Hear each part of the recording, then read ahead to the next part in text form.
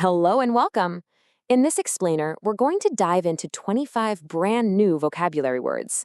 Now, to really make them stick, we've grouped them into a few key themes. This should help you connect the ideas in your head and remember them much more easily. So let's get started. So here's our plan. We're going to start our journey with words about time and how big things are. Then we'll jump into the world of ideas and rules. And we'll wrap it all up by looking at how we talk and some very specific words for our deepest feelings. Trust me, learning them this way will help these new words find a permanent home in your vocabulary. All right, first up, we're looking at the big difference between things that stick around for a very long time versus those that are really only here for a moment. So on one side, we have words for things that just don't stop. And on the other side, we have words for things that are temporary or maybe not even final yet. Let's take a closer look at what these really mean. Okay, so a tenacious person is someone who holds on tight and just refuses to let go. You can almost picture a dog with its favorite toy, right? That's tenacious. Now, unremitting describes something that just keeps going and going without any kind of break, like a relentless, nonstop brainstorm. It's interesting, both of these words have a real feeling of stubbornness to them, don't they? Now, on the flip side, if a plan is tentative, that means it's not confirmed yet. It could definitely change. It's kind of like penciling something into your calendar instead of writing it in pen. And then there's transient. This word describes something, or maybe someone, that's only in a place for a short time, like a tourist who's just passing through a city for a day. Okay, let's move to our next group. This section is all about the words we use to talk about how big something is, how widespread it is, or maybe even how limited it is. So a tenuous connection is a very, very weak one. Imagine a thin little thread that could easily break. An argument can also be tenuous if it doesn't have much proof to back it up. But to transcend, well, that's the complete opposite of being limited. It means to rise above or go beyond normal boundaries, kind of like how a powerful song can be understood and felt by people all over the world. If something is ubiquitous, it seems like it's absolutely everywhere you look. A perfect example is smartphones today. And if something is uniform, it means it's the same everywhere you go. For instance, school children might wear uniforms so they all look the same. Or a company could have a uniform price for its product in all of its different shops. Okay, time for our third group. We're moving away from the physical world now and into the world of ideas. We're going to talk about principles, beliefs, and the standards we use to judge things. All right, a tenet is a core principle of some belief system, like a central rule in a religion. Theology is the academic study of those religious beliefs.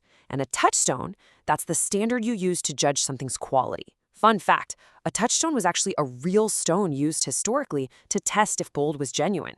So you can think of it as your own personal test for what is real and true. Here we have two really different ideas about how things should be. Utilitarian describes something that's designed purely to be practical and useful, not pretty. On the other hand, a utopia is an imagined, perfect world where there are absolutely no problems at all. It's really the difference between a practical reality and an idealistic dream. Now, let's switch to a slightly darker theme. This next little group of words is all about negative actions. Things like breaking important rules or taking power when it's not yours to take. These two words are both about crossing boundaries, but they do it in very different ways. To transgress means to break any rule or cross a known line, but to usurp is much more specific. It means to wrongfully and forcefully seize power, like someone stealing a king's throne.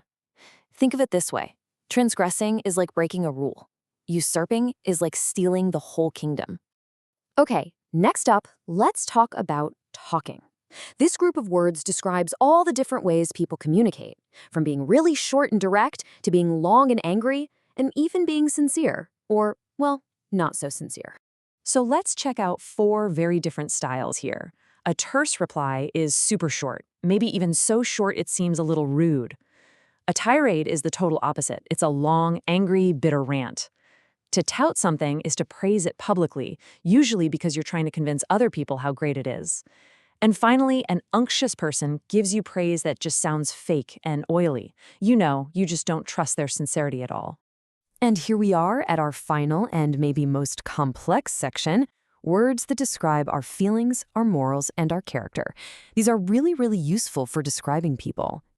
Let's start with 2 feelings. Torpor, That's that slow, lazy, can't be bothered to move feeling you might get after a huge holiday dinner. Trepidation, though, is a feeling of nervous fear or anxiety about something that's coming up in the future, like a big exam or a really important job interview. Okay, this is a really powerful and important distinction to understand. It's about a person's character versus their actions. Turpitude describes the deep moral corruption inside a person. It's about who they are at their core. In contrast, unconscionable describes a single act that is so shockingly wrong, it seems like it was done without a conscience. So one is about who they are, the other is about what they did. So, this leads to a pretty fascinating question to think about. What do you think? Can a good person do a terrible, unconscionable thing? Or does one shocking act always reveal a deeper, hidden turpitude?